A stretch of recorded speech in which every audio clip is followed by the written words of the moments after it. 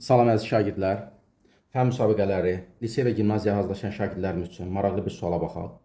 Şərtimizdə deyilir ki, Tural hər gün evdən eyni vaxtda çıxır və məktəbə qədər olan 1 kilometr yolu saatda 3 kilometr sürətlə gedir. O, bugün yolun yarısını saatda 2 kilometr sürətlə getdi. Məktəbə vaxtında çatmaq üçün yolun digər yarısını saatda neçə kilometr sürətlə getməlidir. Demək, bir sxem çəkək verilənlərə uyğun. Bu olsun bizim evdə məktəbə qədər yolumuz. Yolun bir yarısını, deyək ki, 2də 1 kilometrini. Ümumi yol 1 kilometrdir. 1 kilometr. 2də 1 kilometr, bu da 2də 1 kilometr. Demək, bir yarısını hansı sürətlə gedir? V bərabərdir 2 kilometr böl saat. Sürəti az olduğuna görə, amma normalda hər gün hansı sürətlə gedirdi? V bərabərdir 3 kilometr böl saat. Yəni, saatda 3 kilometr. Normalda belə gedir, amma bugün nəsə yavaş gedir. Deyir ki, bu gecikməmək üçün digər yarısını hansı sürətlə getməlidir? Yəni, saatda neçə kilometr? Gəlin, belə bir iş görək. Demək, biz burada sürət zaman məsafə arasında bir asıllığa baxırıq.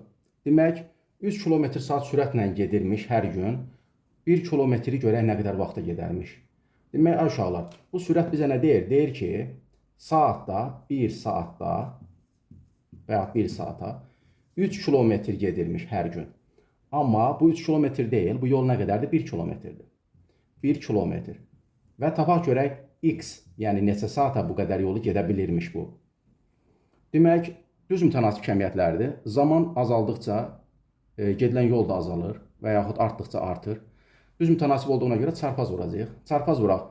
X vur 3, yəni 3x bərabərdir 1-ə. Buradan x-i tapsaq, x bizdə nədir? Zaman. Nə olacaq? 3də 1 saat.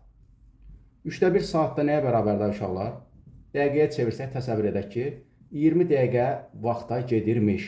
Demək, biz tapdıq ki, bu normalda hər gün eyni vaxtda çıxır və 3 km saat sürətlə gedirmiş. Bu 1 kilometr yolu 20 dəqiqə gedib məktəbə çatırmış.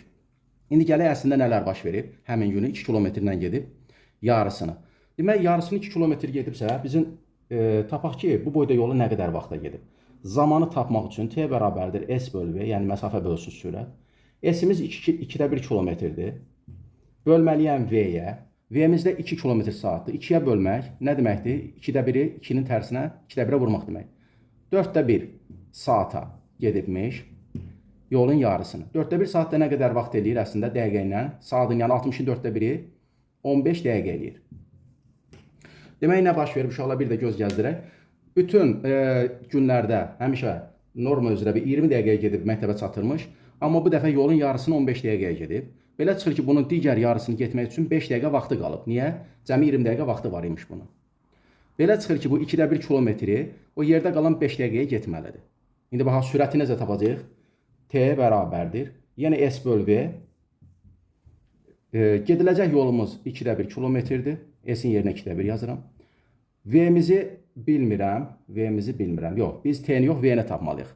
Burada V bərabərdir. S bölünsün T yazaq. Bizdən sürəti soruşur axı.